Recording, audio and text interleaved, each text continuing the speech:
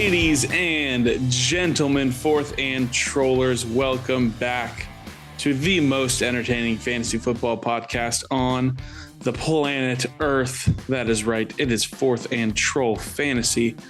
My name is Noah Selby. And I'm Wes Selby. And we have an awesome episode for you guys today, full of lovely things such as an in-game, in-person action review, synopsis, recap, everything you want to know from the thrilling Panthers-Rams game at SoFi Stadium on Sunday. But first things first, Wes, how are you doing? I am good. You know what? I'm a little worn out from a long Sunday. Still recovering. Feel good now, but such a fun time at SoFi with you, dude. I was so glad to see you. So much fun to hang out and to watch a football game with this podcast as the kind of the forefront of our attention. And neither of us are really big Rams or Panthers fans, so we're just there watching football games. So I had such a good time. Had some good beer. Had some pastrami fries. Oh, hashtag heart attack, and I am all down for it. Noah, how are you? Yeah, I'm good. I think I've sweat out all the grease from Sunday. From the fries and pizza and sausages, and what a thrilling time we did have there at SoFi Stadium. That stadium is unbelievable. Looks like it is. You feel like you're in Madden when you're watching a game there. It is massive and beautiful, and never a dull moment when you are able to just look around at what's around you. Super, super cool. Super, super fun. Really great weekend. Took a weekend out in LA to go ahead and hit up the game and hang out with not only my co-host Wes, but my cousin Wes. Oh, wow. What a time. What a time to be alive. It's been nearly a year since we've been able to hang out. So it's been a really, really fun weekend. And we have a great show for you guys today. Before we jump into the beef of the show, though, Wes, I think we've got a new review here. Do we? We got a new 5-star review. Yeah, this is from Cup, my Barkley's. Cup spelled as in Cooper Cup, and then I'm going to assume Barkley spelled like Saquon Barkley. Here's the review. It said, covering all the basics and more. These guys are a great listen. They give us all of the basics, what we would expect to hear on a weekly basis, but they also provide a lot more when it comes to actionable player comparisons. Wow, that is a very fancy way of saying that. Thank you. They know their stats and their data is on point. Started Brian Robinson at flex based off an Instagram video and finished with a solid 12 points. Keep it up, guys. I'll be a consistent listener. That is so kind. I'm so glad. It's actually really great to hear that we have helped people, not just ourselves and friends and losing to our own opponents who are listening in our leagues, but it's been, our social media is reaching out to people. And that was a risky start from Thursday night last week. So that's fun. I'm glad that's working out. Hey, be sure to leave a 5-star review. And if you write something funny or how we helped you in your week, and we'll give you a shout out next time. And speaking of shout outs, we got to give a shout out to our good friends, Jake and Shelly, who gifted us these tickets to the Rams Panthers games. They are some local friends of ours who have been very much enjoying the podcast, sharing it with their friends, sharing the word, spreading the most entertaining fantasy football podcast on the planet, and getting the word out there. And so they wanted to support us, give us some good in-game action. Thank you again, Jake and Shelly, for this. This was such a treat. We're very, very, very grateful for that. Yeah, thank you guys so much. Seriously, some of the best people on earth that you could ever meet and know. I felt like I had family there just in Los Angeles at SoFi Stadium. Yeah. I was hanging out with them too. So really awesome time. Thank you guys again so much. Such an incredible experience. We are so, so grateful. But like I said at the top of the show here, we've got a great show on this Tuesday. We're going to go over what's been just an upset weekend in the NFL. Going to go over hyped up and let down, Flukes and For Reals, and when we are going to drop it like it is hot. Yeah, that's right. Yeah. We're 6 weeks in it's about time we talk about some of the players that you don't want to drop, but you probably should be.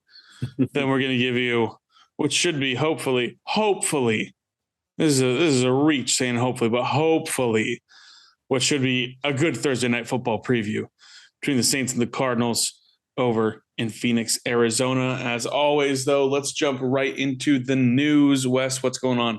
Well, speaking of Arizona, after an altercation on the sideline with his coach that resulted in getting ejected by his own head coach, Robbie Anderson was traded to the Arizona Cardinals yesterday, the very next day after the Sunday game that we watched. I will say we didn't really see it. I'm sure you've seen the clips of it, but we did not notice it during the game. It was a very quiet altercation by NFL standards, but it was enough for him to be shipped off to Arizona. We don't expect him to play since it's such a short turnaround. It's a Thursday night game, but Cliff Kingsbury did say that if he were to play, it would be a limited snap count or a limited playbook, something like that. So it'd be very low risk that he does play.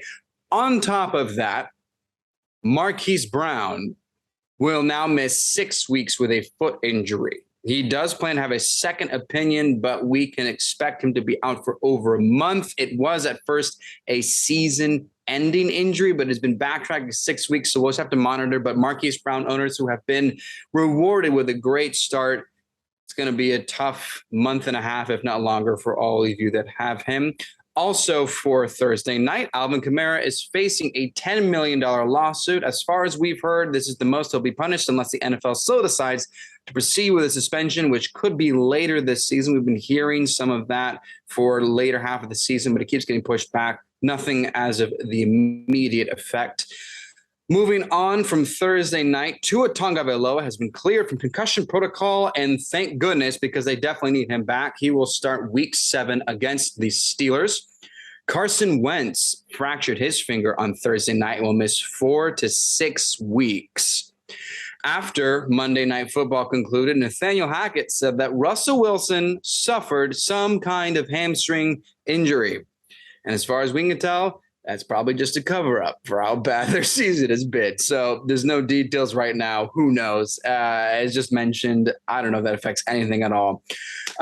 So we were there for this Rams-Panthers game. We too noticed that it was mostly Darrell Henderson Jr. If you didn't hear the news, it's because Cam Akers seems to be in some kind of hot water. As many of you know, Akers did not make the start against the Panthers on Sunday. And reporters said it was for a personal issue, but now it's a football issue. We don't have any specific information outside of that, but we'll just assume that Akers should not be your starting lineup unless he is traded, which is what the Rams are intending to do. So maybe not drop him just yet unless you already have. Who knows? But if he does end up going somewhere, it could change his output. We don't know. More for Thursday night. I totally forgot. Michael Thomas and Jarvis Landry for this Thursday's matchup against the Cardinals are not going to be playing. Chris Olave has cleared concussion protocol, so he should be the wide receiver 1 for New Orleans. Also in New Orleans, Andy Dalton suffered a back injury on Sunday against the Bengals, which means that Jameis Winston will start unless there are any last-minute setbacks. Speaking of quarterbacks, Dak Prescott is expected to start week 7. The quarterback controversy ended Sunday night after the loss to the Eagles. He said before that Sunday night game he could have played, but the plan was to start Cooper Rush, and he didn't want to interfere with the process. So that being said, Dak Prescott, you've held on to him, picked him up. If you want to start him, he will be starting next week. Cameron Brate for the Tampa Bay Buccaneers suffered a sprained neck after colliding with Myles Jack against the Steelers and looked very, very scary. He was in a neck brace. His timetable right now is uncertain, but we can assume he'll be out for a while. If you are someone inclined to start any Buccaneers tight ends, Cade Otton, O-T-T-I-N. Cade Otton will be the presumed starter going forward. Maybe there's a better way to pronounce that. Who knows? Either way, last thing for fun, 35-year-old Deshaun Jackson is visiting the Ravens this week. So if that were to transpire where he ends up being a Ravens wide receiver, be very, very interesting addition. We know the Ravens definitely need some help in the receiving core. That is it, though, for the Week 6 news. Now let's dive into an upset weekend with some hyped up and let down. Noah, who's got us hyped up from this weekend with fantasy football? Well, so it probably has most of us hyped up here. As for yours truly, who maybe called out this dude was gonna suck it up and be a dud on Sunday. Thanks for that one, Jamar. Yeah. Your boom came like I expected. At some point, just came 1 week too early. No, we did get news that Marshawn Lattimore was out for this game after the Friday episode ended up airing, and so there definitely was still some. Oh, maybe this is going to be a little more than maybe this wasn't a great call here, but Jamar Chase had his boom week. We were all kind of anticipating and waiting on. He has been super disappointing all season, besides since week 1, but up until through till this week 6 game. Week 6, he was awesome though. Did Jamar Chase things. Everybody saw Joe Burrow walk in Jamar Chase's game-worn national championship jersey, and I think everybody thought, oh boy, a storm is coming, and it did indeed. Jamar Chase, 32.2 fantasy points, 7 catches for 132 yards and 2 touchdowns on 10 targets. Hand in hand with that, Joe Burrow also has us hyped up after week 6. 32.5 fantasy points for Joe Burrow. I believe, and Wes, correct me if I'm wrong, I believe Joe Burrow's QB1 on the week. Oh, he's the top scorer of the week. So not just QB1, top scorer of all week. Yeah. Beautiful. Yeah. Joe Burrow looked awesome. Used his legs to get in the end zone on one occasion. And then through the air, 28 for 37 for 300 yards and 3 touchdowns. Looked really, really good. Bengals offense is heating up more and more and more every single week. And these guys look awesome. They seem to have found a little bit of juice here after what was a little bit of a slower start to the season, coming off of the AFC championship run that they just had. But another guy that we have here also in the AFC, Stephon Diggs, did Stephon Diggs things this weekend. 10 catches for 148 yards and a touchdown, good for 30.8 fantasy points in their win over the Kansas City Chiefs. Interesting game. Tony Romo kind of called it out from the beginning. He said, it's going to be a 24-20 game. You're going to have to grind it out here. I think a lot of people wanted another, barnstormer like we got in the playoffs last year, but just goes to show these teams know each other very well and know how to kind of work around each other, know what they need to do offensively and defensively in order to make an impact. So I believe we are seeing what is a great rivalry developing and just continuing out, as it's pretty much already developed here, but between the Chiefs and the Bills. Gotta love those two teams matching up whenever you see that on the schedule. Yeah, Diggs is great. Diggs is fantastic. So good. Another guy who is so good also will stay in the AFC East, Tyreek Hill. My goodness. Everybody said, oh, his career's going to die. Oh, he's going to Miami. Oh, noodle arm. Oh, don't care about it. Tyreek Hill is awesome. Oh, my goodness. I don't even care. 15 targets, 12 catches, 177 yards, 29.7 fantasy points. Unless I'm mistaken, leading the league in receiving, correct, Wes? I was going to drop those stats as well. He's leading the league in receiving yards. He has 701 yards. He's also second in receptions as well. So he only has 2 touchdowns, but he is PPR in yards, and he is fantastic. Jalen Waddle has also been really great. I mean, he had a fumble too, but Tyreek Hill right now, top 3 wide receiver from the season. It's pretty much the same top 3, top 5 receivers from the draft so far. Stephon Diggs, Cooper Kupp, Tyreek Hill, Justin Jefferson, top 4, top 5. So Devontae Adams. Believe it or not, he's somehow in top there. 10. Yeah. But either way, it's such a relief with how the running backs have not been performing, that these receivers have been. Finally, Jamar Chase is back, but Stephon Diggs, Tyreek Hill have been fulfilling their draft capital so far. I love it. Definitely notable to take a look at here that Tyreek Hill also leading the league in receiving yards half that season. Pretty much, he has not had his starting quarterback. Watch out, everybody. Tua is going to shine on Sunday night. That's going to be a fun game to watch there. Lastly, one last guy that had us hyped up, Brandon Ayuk had that game that we've all been kind of wondering if he would have after he finished inside the top 15 in the second half of the season last year with Jimmy Garoppolo. Brandon Ayuk was that dude on Sunday. even in their loss, he scored their only 2 touchdowns, but 28.3 fantasy points, 8 catches for 83 yards and 2 touchdowns. He definitely was somebody that Jimmy was looking for. Those are the people that are having us hyped up. And in a weird upset week, Wes, we've got a few guys to talk about that let us down. A couple of guys over there in the Bay, in Tampa Bay, Tom Brady and Mike Evans. I don't know what to say about this game. What are we doing here? The top 4 players in the secondary for the Steelers were all out of this game. I genuinely thought Tom Brady might throw for 600 yards in this game. And yeah, just 13.7 fantasy points, 243 yards and a touchdown. He didn't necessarily you didn't throw a ton of picks or anything. It was just, what's going on? What are we doing? This is very strange. Mike Evans, just 8.2 fantasy points, 4 catches, 4 targets, 42 yards. Yeah. It's just let down. I'm not worried. It's just disappointing. No, and I don't want to get into his private life, but at this point, you just have to wonder if his personal life is affecting any of this, because when you finish the game with 13 fantasy points against the Steelers, you just kind of wonder, okay, is he really himself?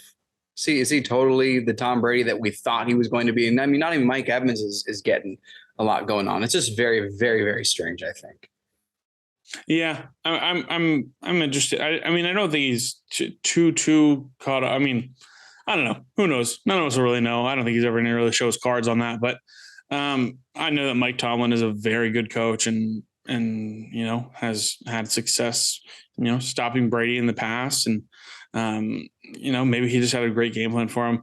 Either way, the Buccaneers take on the Panthers in week 7, hopefully looking for a bit of a bounce back game there for really the entire Bucs offense.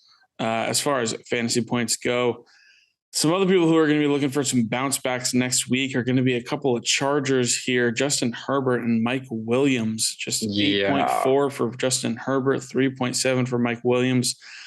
This Mike Williams one isn't too surprising to me. I knew he was going to draw the coverage from Patrick Surtain II, and I knew that probably wasn't going to be a great matchup for him. So I actually, in leagues that I have, Mike Williams was not playing him this week. So Mike Williams has definitely been awesome lately, especially over the past couple of weeks, but this was not a game that I was looking forward to for him. Just 2 catches for 17 yards. He was pretty well locked up. And this is weird because it's, we think these super crazy high scoring offenses and stuff like that. And it's just a slow, besides 2 drives each for each of the offenses, the rest of the entire game was slow for these teams. And so weird stuff going on. Justin Herbert continues to not really do the best work in prime time. Just 8.4 fantasy points. Yeah. Threw the ball 57 times. That's what I was going to point out. How do you walk away with less than 10 points when you throw it 57 times? That's not a red flag, but this is absolutely a letdown, because I know people were drafting Justin Herbert very early, especially by our standards in fantasy. And we're in another league together, and the guy that drafted Justin Herbert typed in the chat right after taking him, "Thanks for the victory. I'll see you next year." Like, he was confident, like, MVP, I've got it. And I think we all kind of expected that, but this isn't too far off from what he's been doing. I mean, we were thinking more of 30 points, closer to Josh Allen, Patrick Mahomes numbers for a while. But again, just let down, just not even a touchdown, nothing at all. Especially because the Broncos do have a good defense, though. I'll say that. Broncos have a very good defense. They were talking about it on the broadcast at the end of the game. They've held, I think, 4 of their 6 opponents this season to under 19 points in between regulation or overtime or something like that. And it's wild that is the result, and they have a losing record with that sort of defensive output there. But no, yeah. I think a lot of the fantasy world and maybe myself included, and definitely myself included, I'm not sure I won't speak for you, Wes. I think we may be not forgetting, but just, I think we all need to have a reminder in mind that Keenan Allen really is a massive part of this offense and really does help out this offense a lot. And, the Mike Williams production that we have seen has been really good, but I think a big part of it last year came when Keenan Allen was playing, because Keenan Allen is awesome. And Keenan Allen draws a lot of attention as well. Right now it's, they're looking at, okay, do we go to Mike Williams or do we put him in the backfield and, go to the flat, or one of these three, who are we taking or throwing the ball to? Gerald Everett, DeAndre Carter, or Josh Palmer, or Donald Parham, or whatever. I think when Keenan Allen gets back, this offense will find a little bit of an extra gear there, but definitely just let down. Just know what we're hoping for. Yeah, very good point, though. I think Keenan Allen is a much more important piece that's been missing for the last 5 weeks. So I think if he does come back, I mean, he will, but it's been day to day for the last been day to day for a 60 month. days. Yeah, it's ridiculous. It's ridiculous. Cortland Sutton definitely let us down as well. A guy that we have been raving about. Yeah. We talk about how really a sole bright spot for this Broncos offense. Just 3.7 points. Again, we kind of a weird game. We see Mike Williams not have a great game after he's been having great games. Weird game. Again, this Broncos offense is confusing. It looks, like I said earlier, they had 2 drives that they looked great on, and Russ looked like vintage Russ. Yeah, for a moment. And then outside of that, there's not really anything to talk about for that game. So, Cortland Sutton should remain in lineups, but it's, you just let down. Just let down. The segment name says it all. Just let down. Just let down. Let down. Another guy that let us down was Nick Chubb. We saw maybe a little bit of what no touchdowns for Nick Chubb does to his fantasy output. He had, prior to this week, I believe he had 7 touchdowns in 5 games, which was awesome. And he's absolutely killing it, but definitely can give you a bit of a letdown if he doesn't find that end zone there, especially given how minimally he is involved in the passing game. Yeah. It's not even like Kareem Hunt had, the better game. It was just good Patriots defense all around. Yeah, the Browns just kind of sucked this game. And so Nick Chubb obviously should stay in your lineup still, but definitely somebody that maybe somebody who is a running back needy team in your league. Maybe they don't, maybe you try and dish somebody out there. I know the Browns do have a bit of a tough schedule coming up. I know they have Tampa here in the next couple of weeks, so may not be a great game there as well. Maybe somebody wants to buy on Nick Chubb there while the the value still remains where it was prior to this game. If they're still believers, maybe they just think it was a dud week, and it very well could have been. But if you're trying to move on there, gain some other assets somewhere else, Nick Chubb could be moved if you needed to. Another guy that's just confusing, Wes, is Taysom Hill. I don't even know what we can say, but what position this guy plays. But it just 4.5 fantasy points. This may be more of the norm, but after coming off of such a massive game in week 5. Yeah. Just, I know a lot of people may have chucked him in the lineup for, let's play the upside there. And that's something that we had mentioned was, the floor is so low, but the ceiling is completely through the roof high. So if you played him, you're probably let down there. Just 4.54 fantasy points. Yeah, it's tough because I feel like you could still be conflicted going into Thursday night whether or not you should fire up Taysom Hill, because that 35-point game or whatever it was the previous week is still lingering, and you just wonder. It's hard. It's hard to know for certain now that we know Taysom Hill can very easily do this again. Yeah, definitely a little bit confusing there. But another guy that let us down, Tyler Lockett, who had been really, really awesome these past 4 weeks, really since week 1. Since week 1, he'd been so awesome for fantasy football. Just 3.7 points. Really, like him and DK, and we're not actually talking about DK here, but him and DK Metcalf both, I believe, combined for what was it? I think I wrote it down here. Yeah, Tyler Lockett and DK Metcalf combined for 4 catches for 51 yards on Sunday, on 12 targets. So maybe we give a little credit to this Cardinals passing defense. I don't know that we should, because it may have felt just like a one-off or maybe a weird game script. Maybe Pete Carroll wanted to get back to his roots of running the ball. Who knows? Tyler Lockett still just a little bit let down there. Yeah. For where you got Tyler Lockett, you're worried that this is going to continue. You may not have to play him next week if you're worried, but I don't think you should be. I think it's probably just a dud week. And with how this offense has been moving, I think he can go back into lineups. Yeah. And I was just going to say that DK Metcalf had some great almost catches. So these weren't, this wasn't like there was lockdown secondary the entire game. This was just, again, just a letdown week for the Seahawks receivers. And, and for their standard, they're like, okay, we walked away with a great victory, but also, hey, Kenneth Walker. No, my goodness. I can't wait to talk about him a little later. Ooh, yeah. Cannot wait. All right. Another guy that I want to spend literally zero time on whatsoever. Yep. Jeff Wilson Jr., 0.5 fantasy points. Elijah Mitchell, please come back soon. I don't know what to do here with this 49ers team. But that is going to be it for Hyped Up and Let Down. We're going to move on here to Fluke or For Real. Going to go over some awesome performances and see what we think. For starting out with a 49er we talked about just a little bit earlier, Brandon Ayuk, West, 28.3 fantasy points. Fluke or For Real? I think this is for real because we've expected this. We've been waiting for this. And I don't think we're going to see a 2-touchdown performance for a while. Maybe not again. I don't know. But for my money, 11 targets, even with Debo there. I mean, I know we just mentioned the ground game was pretty poor. But I mean, for real, we've been waiting for this to happen. I think it's finally here.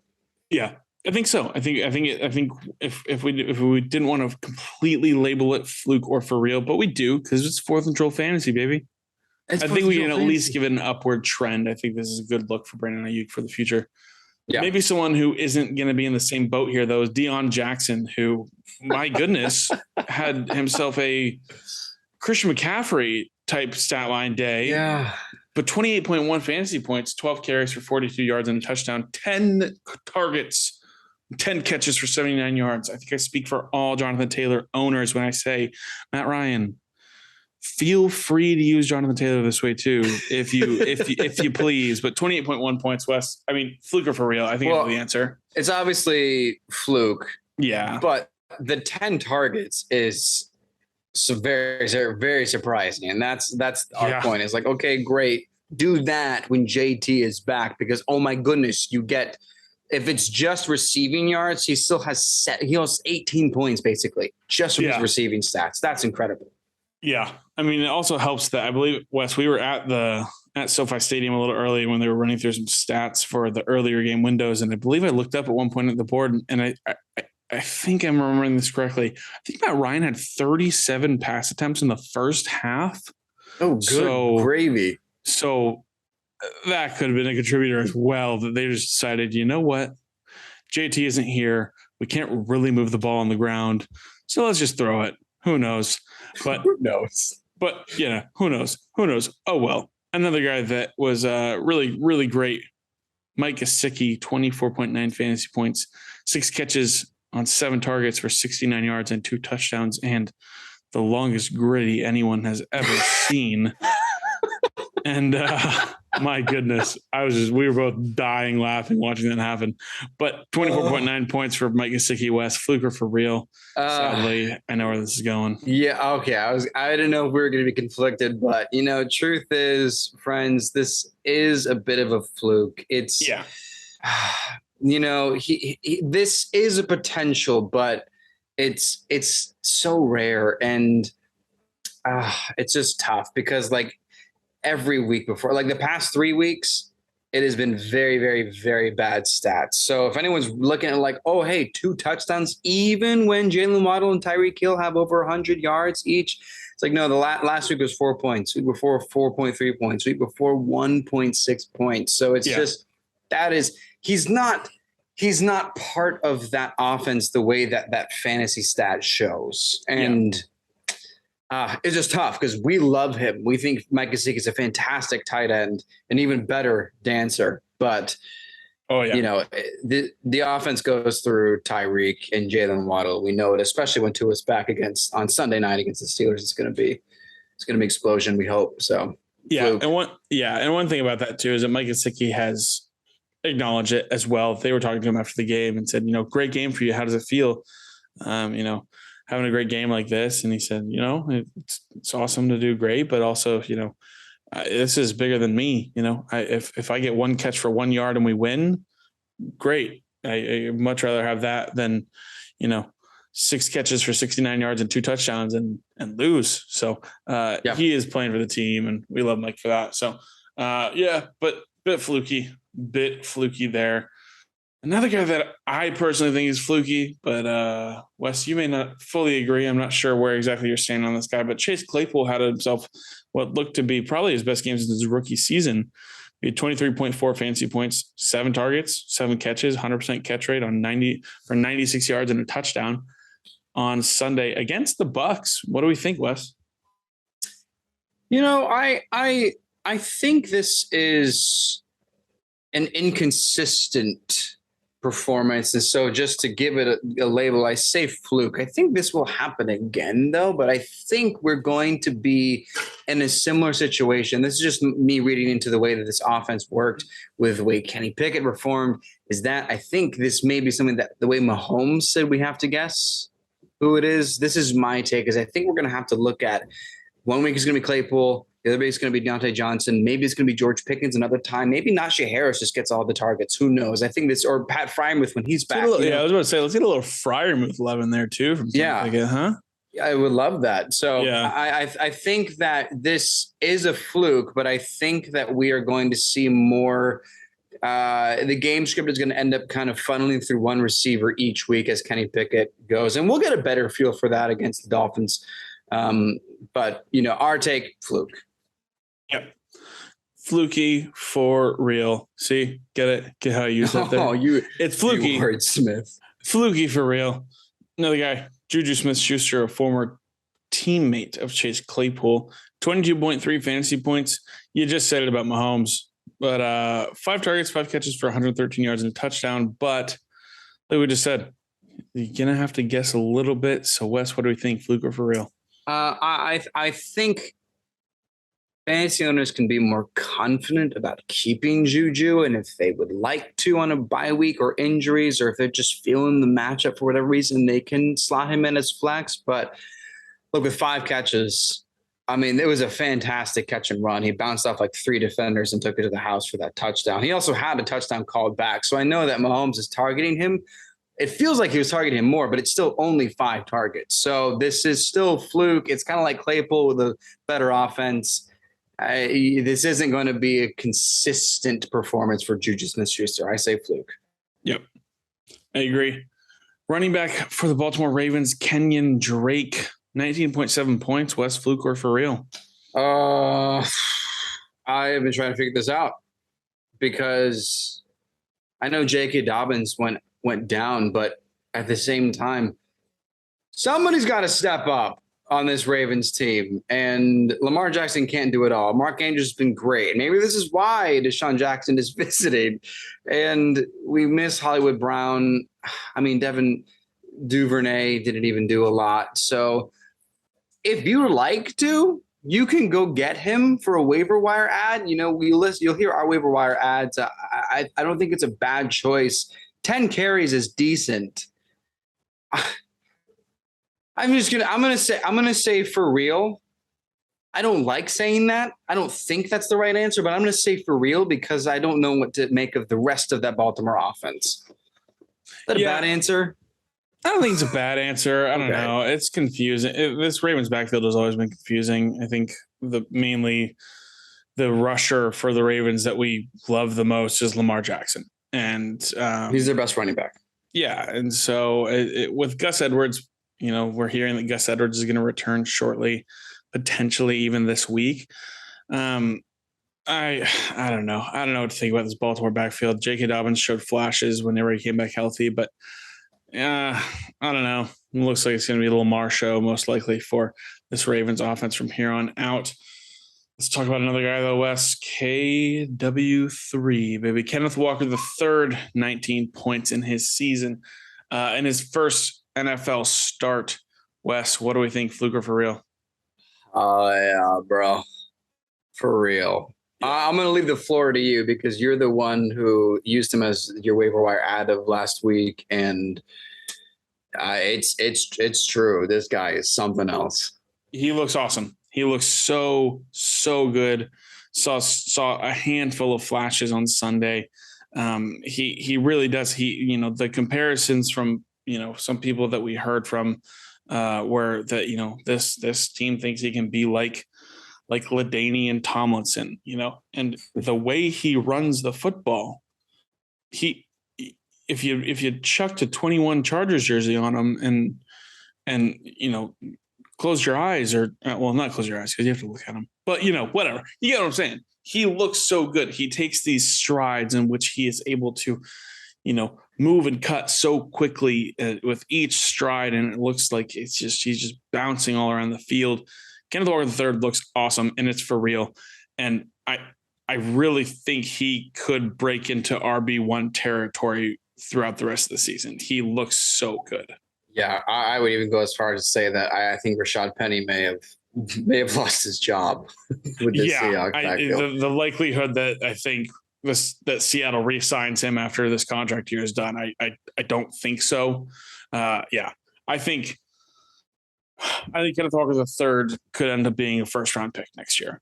I think he is that good. I think he could be a first-round pick in fantasy football drafts. I think he could be. We're gonna have to keep seeing what he does here, and they'll have a divisional matchup with the Rams and see what he can do against Aaron Donald. But yeah, I think he looks realistically, so good. He could be a top. He could be a second round. I mean, first round would have to be like he ends up with like 1,300 yards at this point. But I really think that. Yeah, I agree with you. This guy is going to could be a starting like first week running back for your team next year. The way he performed in this week alone, I'd probably be comfortable. With how he looks and the outlook that we could have. I think even next season, if I'd be comfortable taking him as my RB1. As my first running back that I take in drafts. May not be the first round, but I would be fine if he was the guy that I'm slotting in as my RB1 every week. He looked awesome. I'm super excited about it. A guy that we got to see in person, though, Wes, Allen Robinson. He had his big game that we were waiting on here. 17.3 fantasy points, 5 catches for 63 yards and a touchdown. Is it disappointing that we say he had his big game, 17.3 points? But within this Rams offense, that may not be too far fetched to say, big game there. I don't know. What Fluke and For Real, Wes? What do you think? Okay, so. For real. And I will say that it was very funny because he scored that great touchdown in the back of the end zone. And you just turned to me and just glared. It said, of course, while I'm here, he does this. So, but here's the thing. We watched back on Red Zone the next day to see, just to catch up on the Chiefs and Bills game and the Cardinals Seahawks game to make sure we had as much insight and everything. And we wanted to see, because we noticed the play with Allen Robinson, we wanted to see if they drew attention to it from the booth, the commentators. I forget who they were, but if they were going to draw attention to it, and they didn't. They did not. So this is real, like, in-game action. Thank you, Jake and Shelley, for these tickets, because this is what makes me say for real. Allen Robinson had maybe 10 yards of space, I think 40 yards down the field. No one was near him. It was a post route, and Stafford was rolling out to the left, and Allen Robinson cut to the left, and he was way down the field, and he was open. He was so open. Noah and I both just started pointing at Robinson like, oh, he's open. He's open. Go. And then he threw it to probably Cup. And up in the flat, quick, 6-yard route, caught it, on the sideline, and it was like that guy was open. So for me, I say for real, because this was one of the knocks on him throughout the season was that maybe he's not as good of a route runner as he used to be. Well, he was wide open.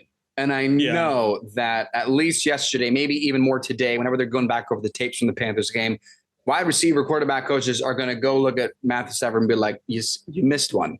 Yeah. You missed one right here. So for me, for real. Allen Robinson, I think, is on the up and up. He could be a waiver wire, but I checked. He is still rostered in over 60% of leagues. So, like, that may help like 9 of you. Yeah. If he's available, I would say you should grab. Yeah, absolutely. Definitely. Last guy here was Ezekiel Elliott, 15.6 points. Guy that I said you should be sitting. He went against the trajectory here with how this Eagles defense has been playing. Had a pretty good game. What do you think? I like where this is going. I say for real. I like it's 13 carries. That's not a ton. And Tony Pollard, which was one of my starts, pulled it off. Had a pretty decent game. If you were weak in your running back depth chart, you needed to slot it in for someone. But 13 carries and 81 yards out of that, plus a touchdown. I think that's he's been really good with the ground, and he's really good yards per carry, and just continues to do that. And I think we're going to start seeing something. And we all know him and Dak together are something. So I like where this is going. I think you have one last shot to try to trade for Zeke. This is a good time. Don't give up too much for him certainly, but I like where this is going. What about you, Noah? Yeah, I think it's an upward trajectory, but I don't think. I'm not sure. It's too. I don't even know what to make of this offense without Dak. Like I don't know what I know everyone was really happy about Cooper Rush, and he's 5-0 as a starter, and whatever. They're like bottom 8 in offense. They're like not that yeah. They're like not good. Their defense has been doing really, really well. Phenomenal. It's defense. not a knock on Cooper Rush. It's just like their offense is not high powered. That's the way it has been without Dak playing. So I'm excited to see what this offense can look like with Dak. Against the only time we saw him was against a very good Bucs defense for 2.5 quarters, pretty much. So I'm excited to see what they could look like this week with Dak back under center.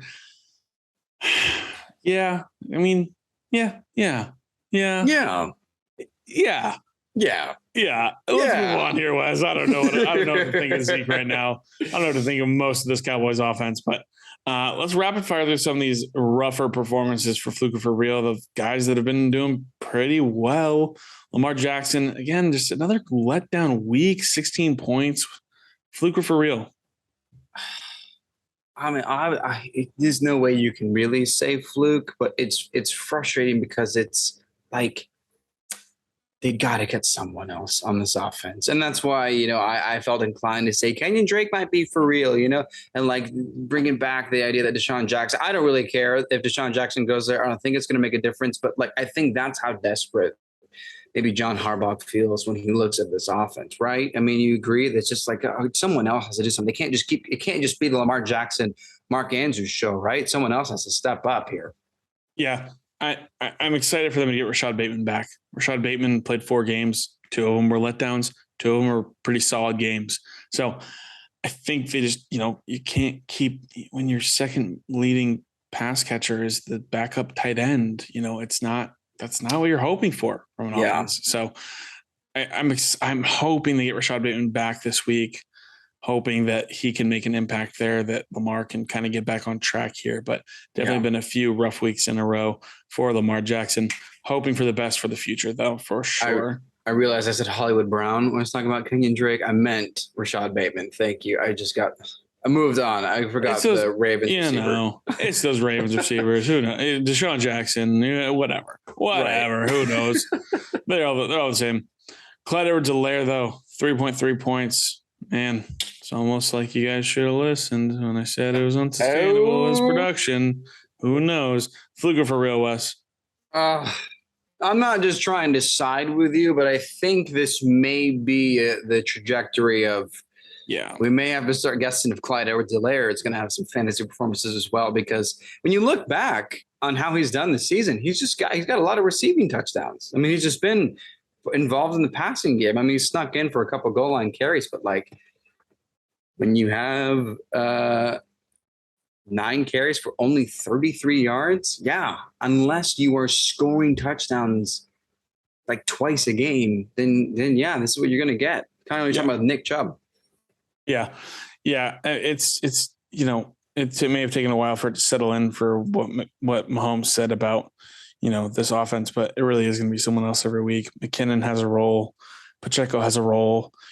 It's just they're going to use everybody, and hopefully maybe you got something out of Clyde while you could, but yeah, definitely not what you're hoping for there from a running back for your fantasy team.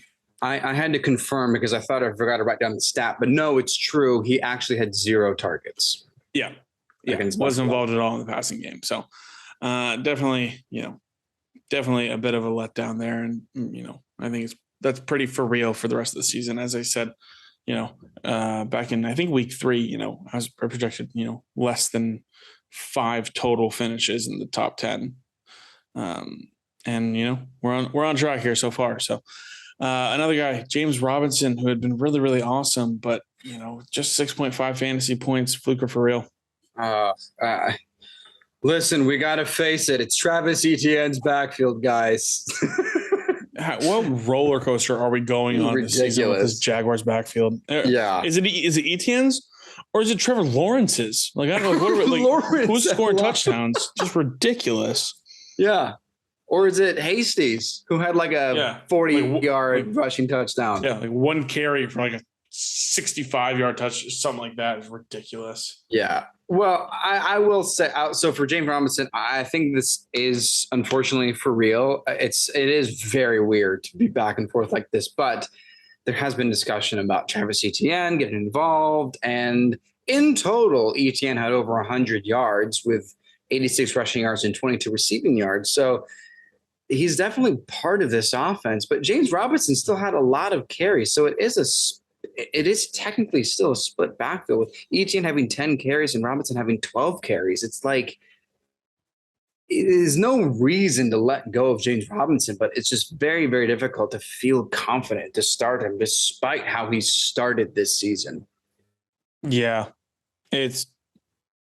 I'm glad I got rid of him when I did, because it's going to be a headache to try and figure out the weeks I should be starting him versus when I shouldn't. I'm not entirely sure what to do here. So, especially when Trevor Lawrence is getting 2 rushing touchdowns in a game. So frustrating. Yeah, thanks. Another confusing backfield here that do we have to talk about him? I don't even want to talk about these guys. They make me so mad. Let's just vent. We don't have to, let's just vent this. Vent this out. I don't know. Remember after week 1 when Aaron Rodgers was like, yeah, we need to get the running backs more involved. We need to be running the ball more. Mm-hmm. And then they did. Yeah. And then they won. Right. And Aaron Jones had like a really good game. Yeah. What are we doing? What are we doing here? Yeah. What are we doing here? Very frustrating. These are supposed to be 2 of the best values in fantasy football this year between these guys.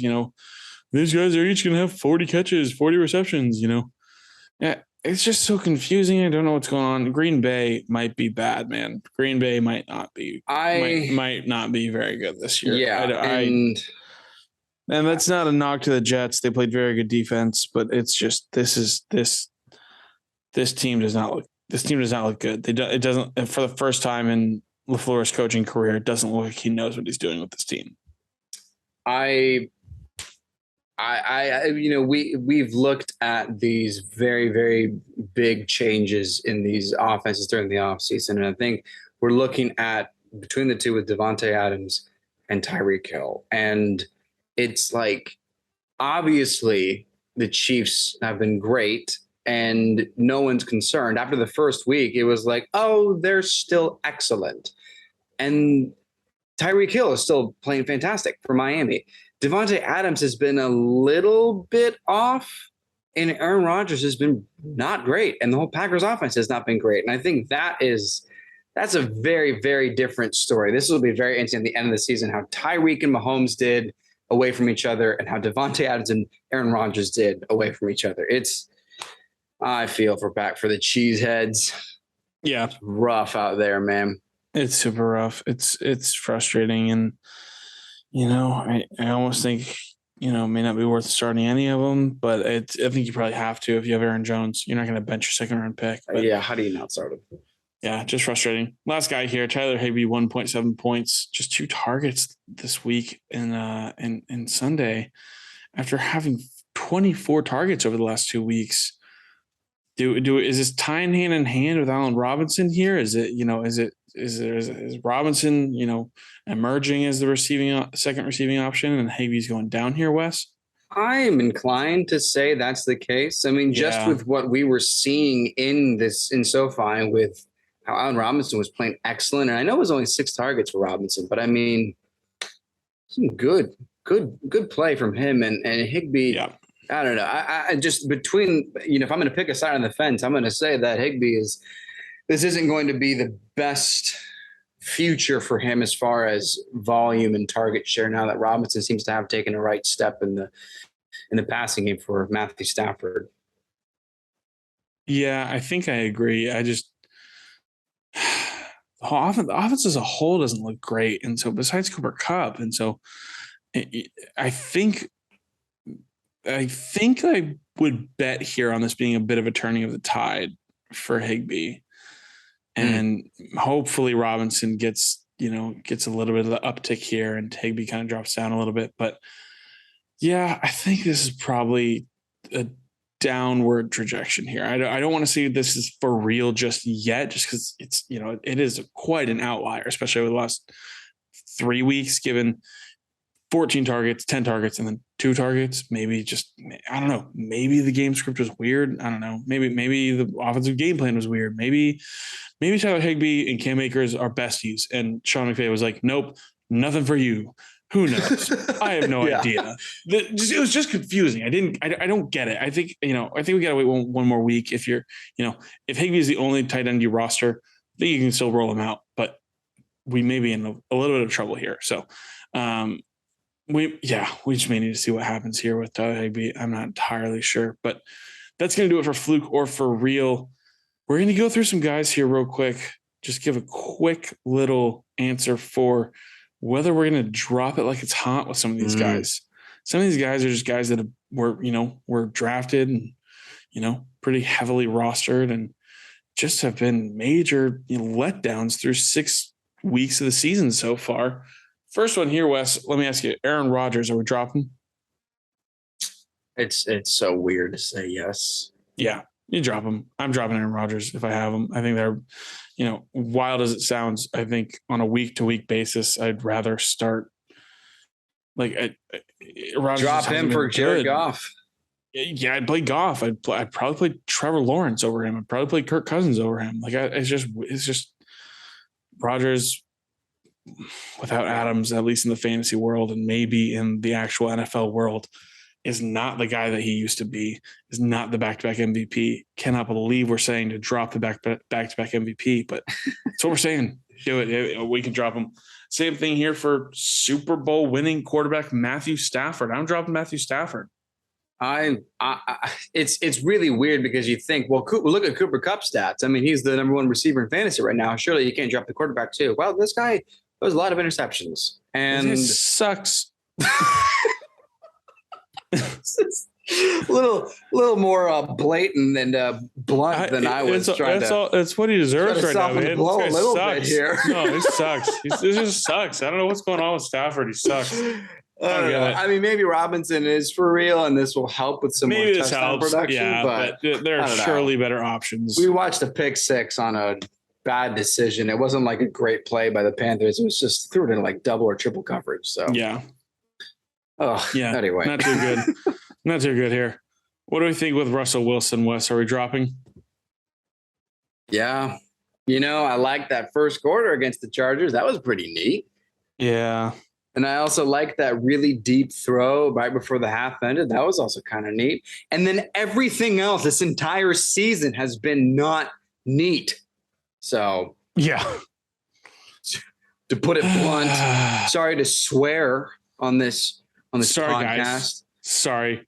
Very unneat here in Denver. The least neat we could possibly be.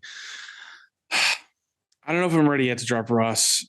It just doesn't make sense with Stafford and, well, I don't know. Let's say with Rodgers. With Rodgers, it's like, yeah, the offense lost major weapons. Maybe Odell Beckham was a bigger weapon than we realized. I don't know. But like with Stafford, I don't know. Probably not. But with Russ, the team is just too too talented for him to just be this bad all year. But maybe not. I don't know. It's so confusing here. I'm going to avoid the headache. Yeah. That's what I'm thinking. I'm just going to avoid the headache. I'm a Russell Wilson owner in one league, and I don't really know. I don't know who. I gotta go take a look at who's available, because I was really excited to have this Russell Wilson, Cortland Sutton stack, and it's been fairly okay sometimes this season, but not been great. We saw a flash of Russ against the Raiders, but besides that, it hasn't been too good. But anyways, those are our quarterbacks here. Let's just go through these running backs. Wes, Chase Edmonds, drop him. Don't even think about it. Just drop him. He had Raheem's backfield. Yeah, he's not even a factor here. He had I think 4 snaps or something like that, or maybe 4 touches or something like that. I don't know. He did not. He's not part of this offense. Maybe that changes when Tua comes back. I doubt it though. There's got to be better guys out there and higher upside players for you to be able to take. Chase Edmonds has gone over 8 fantasy points, I think once this season, and that's been it. So you can drop Chase Edmonds, which is a bummer because I was really excited about Chase Edmonds this year, but just hasn't been what we were hoping for. Let's talk about more Broncos, I guess, because I guess we have to, because this offense is dookie water. Yikes. Yeah.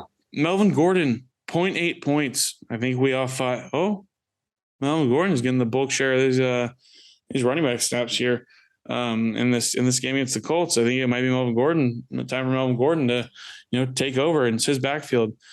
Okay, well, Latavius Murray just said, "Here, hey, hold this L," and then just took over the backfield. Melvin Gordon played 9 snaps in this game, and he did not play a snap in the second half or overtime. And there wasn't an injury reported. He came into the game banged up. So maybe Hackett was just while you may not have re-aggravated anything, it doesn't seem like you're 100% ready. So, and we think we have a better chance with Latavius Murray, who came in and ran pretty well. He had some really explosive runs, but Latavius Murray's always looked pretty good. He's always done an adequate job and been a professional running back everywhere he's played. So I want to just point out that last week I said, mark my words, Latavius Murray would have more points than Melvin Gordon on that Thursday night. He didn't play last Thursday. And so mark my words didn't count. But here we are. 8.7 points from Latavius Murray. 0.8 points from Melvin Gordon. I think we're ready to. I'm too frustrated with Melvin Gordon. I'm ready to drop him. Yeah, I'm a Melvin Gordon owner, and I'm dropping him after this game. It just seems like Hackett doesn't want anything to do with him, I guess. I don't know. And or to win. I don't think Hackett wants to do anything with winning. Do you think Hackett likes being employed? That is debatable. Fluke or For Real? I don't know. Who knows, dude? I don't even know. It won't surprise me if he's a one-and-done coach. It really won't. Under new ownership with this Broncos team, it won't surprise me if they're like, "Hey, you're garbage. Bye." Yeah. I don't know. Yeah. It won't surprise me. So, let's move over to some wide receivers here real quick. Robert Woods, bye. Don't care. I don't even care about a single Titans wide receiver. Robert Woods, I'm sorry. I was really excited for the potential, but this offense remains to be just Derrick Henry and revolve around him. And, Tannehill will do an adequate job passing the ball around, but yeah, Robert Woods can be dropped, even though he was being heavily drafted for sure. What do you think? I agree. It's just Derrick Henry, and thankfully he's picked it up and started putting up King Henry numbers, because otherwise I don't think anyone would have any Titan rostered all season if Derrick Henry wasn't doing what he's doing. I agree. Another guy here, Elijah Moore. Get rid of him. If he's on your team, drop him. Find somebody else. There's a better option for you. I mean, he saw 0 targets on Sunday, and that's when everybody was really excited that Zach Wilson was back, and he's going to maximize these guys on offense, and he did nothing of the sort. Elijah Moore should hold no place on your offense, pretty much whatsoever. I don't think he needs to be there. So I'm dropping Elijah Moore if I roster him. Wes? Concur. Sweet. Good deal. Real quick, I know we're going on here. Appreciate you guys hanging out with us. Let's go through our waiver wire ads, though. Wes, who are you adding on the waiver wire this week? And I'm excited about this one. You gave me a little preview. Yeah, I'm going to say it's going to be Robert Tonyan, tight end for the Green Bay Packers. I know we just talked about his offense isn't that great, and Aaron Rodgers is droppable by our standards. But when you get 12 targets from Aaron Rodgers, that's going to turn my head. So in a season where Rodgers is desperate for one of these receivers to step and make Devontae Adams type plays and change games with big time catches, Robert Tonyan walked away from Sunday's game with 10 catches for 90 yards, and that sounds like gold to me. Now, Allen Lazard has had some excellent catches and made some big plays here and there, but it's been inconsistent, and it's been inconsistent for a lot of these wide receivers too. So Tonyan has been a go-to guy for Aaron Rodgers for a few years now, and I think if you're someone, Noah, who needs a tight end, if you need someone until, I don't know, Dalton Schultz gets better, there's an option right there. But honestly, though, if you have Kyle Pitts or Darren Waller, Pat Freiermuth, or Cameron Brate, even, players like them may interest you in Bobby Tonyan. He's averaging 9.2 points a game, and he's currently tied in 9 on the season. What do you think? Yeah, I'm interested in Robert Tonyan for sure. I meant to go over this at the top of the show, Wes, but there was a situation this weekend I found myself in. Oh, yeah. You and I were at the Rams-Panthers game, and Dalton Schultz, guys, I'm a huge believer in Dalton Schultz.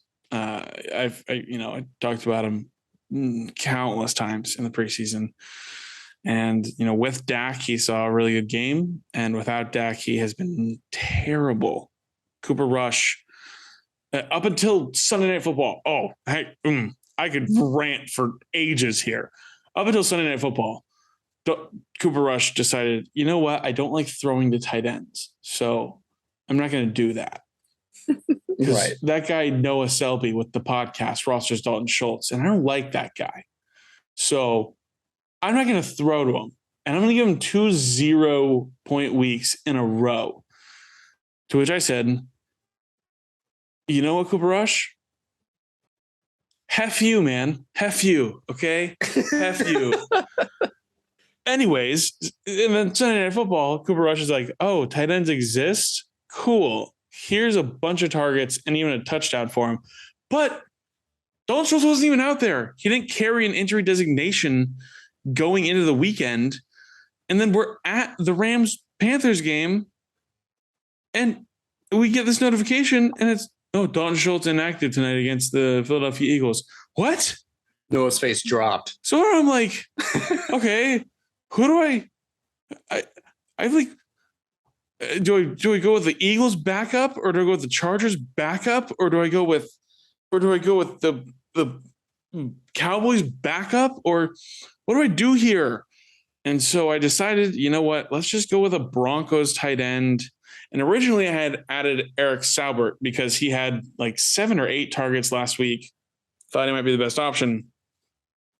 And I remembered 3rd-round rookie Greg Dulcich and how much they really liked this guy in the preseason. And he was dealing with a hamstring injury, but the report was that he was going to make his season debut on Monday Night Football.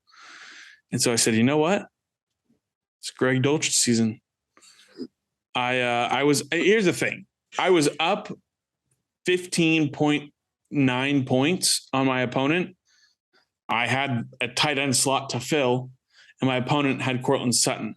Here's the thing. If I didn't even pay attention to what was going on, and I didn't get Dalton Schultz out of the lineup, I still would have won because Cortland Sutton had a bum week. But I decided it's Greg Dulcich season. And I was on an airplane from LA back to Phoenix when this game was happening. And there's this elderly man sitting next to me, and I'm watching the game on my phone on the plane. And I am watching, and I'm just like, oh, nice. Greg Dulcich got a catch. That matches Cortland Sutton's catch. So I'm still ahead by 15, whatever. And then I see it playing out, and Russ rolls out to the right, and they're running this little scissor route or whatever it is, and I see Greg Dulcich just running down the side, and I'm like, oh my God, oh, he's there, he's there, he's there. And Russ just flings it in there. Great throw. Dulcich gets his first touchdown of his NFL career in his NFL debut. And I about jumped out of my seat on this plane. And I think I made the old man next to me pee himself because I just freaked out. I was so excited. Needless to say, got the win. Didn't even need to fill the tight end spot if I hadn't paid attention to the situation. But it was awesome to call my shot on Greg Dulcich and go, all right, this is the dude I'm going with. Let's get it. And it was cool to see him get in the end zone. So Greg Dulcich was a great prospect coming out of college at UCLA. He's a very quick guy. He only saw 3 targets. Again, it's hard to love anybody outside of Cortland Sutton's Broncos offense, but sorry, that was just a little bit of a tangent there because I know we wanted to share that story on the podcast. It's very exciting, crazy very cool situation. Yeah, crazy situation that we ran into, but I'm a big fan of Robert Tonyan. He has 7 plus targets or a touchdown in 3 of his last 4 games. I think he is definitely worth the waiver ad. I think he's probably going to be my top waiver ad, even though he was your top waiver ad, Wes. I think he's going to be the guy that I look for first on the waiver wire for this week. Especially just given that, I'm hoping to get Dalton Schultz back because I love that guy so much. And with Dak back, hopefully I had to drop him to pick up another tight end, but I am definitely looking at Robert Tonyan because he has looked like a guy, especially Randall Cobb went out with an injury. And we're kind of unsure when that's going to be coming back around. And so Tonyan kind of looks like the only, tried and true, like guy that Rodgers trusts and, can just, all right, when I need the 8 yards, who can I go to? Boom, right there, Robert Tonyan. So I like Tonyan a lot this week, Wes. I think he's a great waiver wire ad. Fantastic. Who's your waiver wire ad? My waiver ad is new Arizona Cardinals wide receiver Robbie Anderson. The breaking news on Monday morning of Robbie being traded to the Cardinals. We're all a little confused as to why the Cardinals would make the trade with Hopkins returning, Marquise playing great, Zach Ertz being super reliable, Rondale Moore getting more involved, AJ Green being a depth player, all this sort of stuff. And then 15 minutes later, we find out that, Marquise suffers, what was said then was a potential season-ending injury. He ended up doing some more tests, and we find out, again, it's just going to be about a 6-week injury. But still with the news, I think Robbie should at least be rostered. I mean, especially we're getting in the thick of bye weeks. You may run into some bye week issues. They didn't give up a whole lot to get him, but they still gave up, draft capital to get a guy on their team that they may like and think can do a little bit of something for them, at least while Marquise Brown is out. I wouldn't be ready to really start him until probably 2 weeks from now, just because he's probably not going to play Thursday night on the short week. And I probably want to see a week of action from him to see kind of what role he does play. I think he'll play the outside, wide receiver 2 role on this offense, maybe splitting some snaps or maybe I think probably overtaking AJ Green with that role. But Christian Kirk, while inconsistent last year, was fairly productive as the Cardinals wide receiver 2. He finished wide receiver 26 on the year. So I think there's a chance Robbie Anderson could see some flex value for the second half of this year, especially while Marquise Brown is out. But at the very least, I do think not Marquise Brown. I think Robbie Anderson should be rostered just because a new opportunity. He's going to a better situation with a better quarterback. And so just 2 years ago, Robbie Anderson was freaking awesome. So maybe something happens and it shines. Anybody who knows me knows I'm a big believer in Robbie season. So maybe Robbie season sees a little bit of a resurrection here in the desert. But at least for now, I think he should be rostered.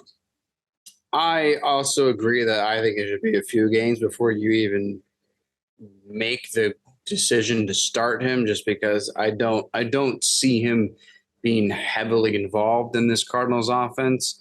It was a long conversation between Noah and I yesterday morning on what does this trade mean for Robbie? And I mean, it's a great segue into Thursday night because I just, there's going to be a new offense with Marquise gone. And And old D Hop is back in the lineup. So we'll see how it looks. See how it looks there. We will. Let's jump into Thursday night preview real quick to close it out. Wes, who are you starting on Thursday night? I think it's time that we have complete total faith in Alvin Kamara. He's my must start. Now, a lot of you took him in the second round and were hoping for that risk because you weren't sure how the suspension was going to play out, if he was going to get any kind of legal questions going forward. That's why he kind of fell a little bit for some of you. Well, seems like it's just fine. Either way, it doesn't matter because Thursday night's here and there's nothing going on with him, and he's been playing great. And in fact, he's been playing exactly the way that we want Alvin Kamara to be playing, especially with the PPR value. He has seen 6 targets 2 weeks ago, 9 targets last week, and he had over 100 yards 2 weeks ago. He had 99 rushing yards last week. So I think he's here and he is returned to the full Alvin Kamara form. And on top of this, Jarvis Landry, Michael Thomas are gone. And him and McCaffrey are the PPR guys, Austin Eckler as well. Without their top 2 wide receivers, Alvin Kamara is going to have a great game. I look forward to seeing how he's going to do. I think you just lock him in. I think you don't have to question whether you trade him or not. He should be good to go. Expect 10 targets for Alvin Kamara on Thursday night. Wow. I don't know how you don't start Alvin Kamara if you roster him, but I am interested to see. I've always had just a little bit of concern here with Jameis and with Kamara's production with Jameis under center. Sure. Jameis is very much the whatever. Somebody's down the field. I'm going to throw it 60 yards and let's see what happens. And I've always struggled with loving Kamara as a play, but if you have him, you can't not play him. So you got to start him. But I'm going to be looking for, okay, he's looked great. I know that's with Andy Dalton. I hope it continues with Jameis here. Let's see what happens on Thursday night on Amazon Prime Video, which should be a great Thursday night, man. What a reputation they have. What a reputation they have there over at Amazon Prime Video. Thanks, Bezos. Super job there, Jeff Bezos. Yeah. Well done with the Thursday night matchups, Jeff Bezos. Anyway. Yeah. All right. That's good. Who's your must start, Noah? Fire it up, Les. Yeah, good. I'm going to fire up DeAndre Hopkins on Thursday night. I'm so excited that he's back. I got full confidence in DeAndre Hopkins. I know it's a short week. I know he hasn't been able to actually, when you're suspended, you're not actually able to practice with the team. So he will get his first, either walkthroughs or practices in, but he's not a new player to the team. So or there may be added plays or something like that. I'm sure he can adapt. But DeAndre Hopkins has been hungry to get back on the field. He's posted on social media about it. He is excited. And it's looking like Marshawn Lattimore is not playing on Thursday night, as he did not play on Sunday. We all saw Jamar Chase just absolutely torch that secondary, have a great game. And with Marquise suffering the injury and Robbie Anderson likely not being fully ready to go for Thursday night on a short week, I'm expecting Hopkins to just come out blazing and boom on Thursday and give us patient fantasy managers a beautiful gift to open up week 7 on Thursday night. Lock it in. DeAndre Hopkins is freaking awesome. I love DeAndre Hopkins and I can't wait to watch him play. Men. He's going to eat grown men. He's going to eat them for dinner and lunch and breakfast the next day, like cold pizza. Leftovers. Yeah. Nothing like Thanksgiving leftovers, am I right, Wes? Dude, absolutely. Turkey Day? Turkey Day is the best day. Gravy sandwich. Oh yeah. No meat in there. It's just gravy on bread. That's my favorite kind. Oh yeah. Oh yeah. Risky starts. Bread. Yeah. Risky starts. Who are you going with? I'm going to say a risky start is going to be the Arizona Cardinals defense. Now, they're kind of in the middle of the pack as far as fantasy goes. They've allowed the 11th most fantasy points to quarterbacks and the 18th most to running backs. So it's not a lot to write home about. They're even 7th against kickers. So it's like, okay, they're just kind of there. But they have allowed the 5th fewest points to wide receivers. And without Michael Thomas and without Jarvis Landry, this is kind of an appealing matchup if you're streaming defenses. Additionally, as you mentioned a little bit before, Jameis Winston's going to start. And it could very well be the better part of the 30-30 stat line that benefits your Cardinals defense. On the flip side, could very well be the other part of the 30-30 stat line that could show up, and suddenly he has 3 touchdowns. Now, I think this becomes an even greater risk the more I look into it because, as I mentioned, Alvin Kamara seems to be in full form. I'm not expecting Taysom Hill to do a lot, but you never know. He's very boom or bust, and he could just go for 40 yards. I know the wide receivers are injured, but I think there's just enough big play potential for this Saints offense that seems surprising to catch people off guard each week. That I think there just may be too many points that end up tearing away what should be a good matchup for the Cardinals. So for me, I think it's a risk, but I think it's a good risk. So I think it's possible that they do well, but I wouldn't be surprised if for some reason the Saints offense still just finds a way to get a lot of points and knock down that Cardinals fantasy point stat line with each field goal they get or touchdowns or whatever it is. So risky start Cardinals defense. Upwards trend here for risky start on the Cardinals defense. I like it. I think, like you said, we could go one or two ways here. Could be awesome. Could be absolutely terrible. So who knows? We'll see. It's the fun part about a risk, Absolutely. Okay, let me hear your risky start. I'm ready for this one. Yeah, risky start, Chris Olave. He's been really, really good this year, and I'll say it, he's become the wide receiver 1 for the Saints. I know there have been injuries, but even when Michael Thomas comes back, I think Chris Olave still is going to be the wide receiver 1. And he's been fantastic with Jameis. He's had the crazy air yards with Jameis, and Jameis loves throwing the deep ball to him. And even with Andy Dalton, he's found his way to, be really awesome. He didn't play last week. He just did clear concussion protocol, so he will be playing Thursday night. But I still think it's going to be a little risky. This Cardinals secondary is coming off of a game where, like I said earlier, they held DK Metcalf and Tyler Lockett to a combined 4 catches for 51 yards on 12 targets. Again, could be a weird, game script there for that game. That when the Seahawks are up, Pete Carroll's smart, and he's going to, kind of run the ball. He's not going to try and, throw the ball away or anything like that. But with Chris Olave likely being the only healthy receiver for the Saints on Thursday, he's going to be the top guy. So you probably do have to start him, but I'm just a little bit worried they may not give us the same kind of production that we've seen so far, especially from the Cardinals secondary, who's hot and on a short week. They could be able to do a little bit of damage there and potentially lock him up there between Byron Murphy and Budda Baker back there in that secondary.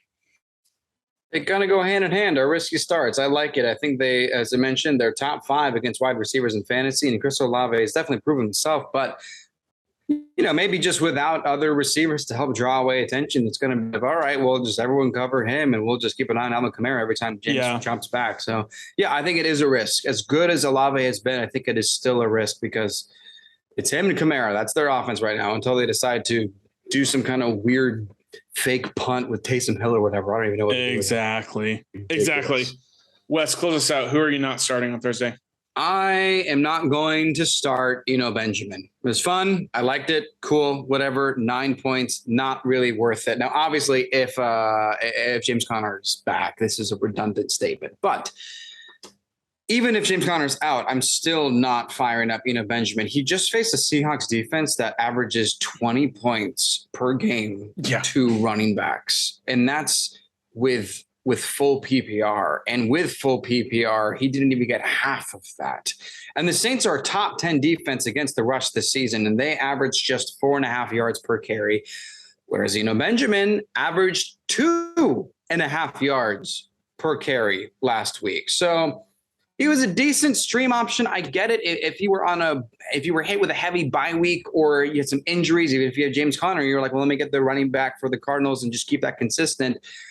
I still don't think he's worth starting for Thursday night because he just wasn't efficient in any way against one of the weakest defenses in the NFL. So I just, regardless, cherry on top, DeAndre Hopkins is back and the Cardinals offense is going through him. So either way, even if they do decide to run, Benjamin is not going to impress anyone this week. It's just not worth it. I wouldn't say drop him right away. You got to figure out what James Conner's status looks like, but I'm just not starting it. He's not going to give you that Thursday night lead that you're hoping for. Right. DeAndre Hopkins will. Benjamin is going to give you a single-digit performance, and you're going to be disappointed. So don't start him. I like it, and I agree. I just think it's we don't know what the backfield looks like, and either way, Benjamin doesn't seem like he's the guy that's going to take over for you. So I agree. Thank you for agreeing with me. It always makes you feel better inside. Who's your don't start? Don't start Taysom Hill, you guys. Don't do it. There's no really. No. I don't have a rhyme or reason for this. I don't. It's just. It's a gut feeling. It's just not worth it. It's just not worth it. I don't think.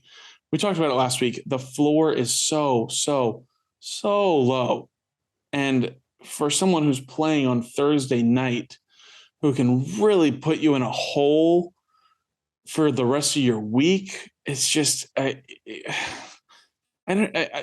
someone tell me what position the dude plays. I don't even know. Like I don't know what you never know when he's going to get an opportunity.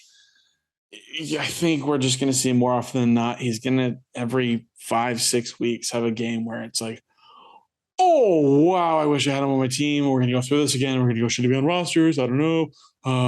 Taysom Hill, start him, don't start him. I don't know. What do you think we should do? Is he the next Saquon Barkley? Is he the next Derrick Henry? What do we do? I don't know. And I don't care. Don't give yourself a headache trying to figure this out.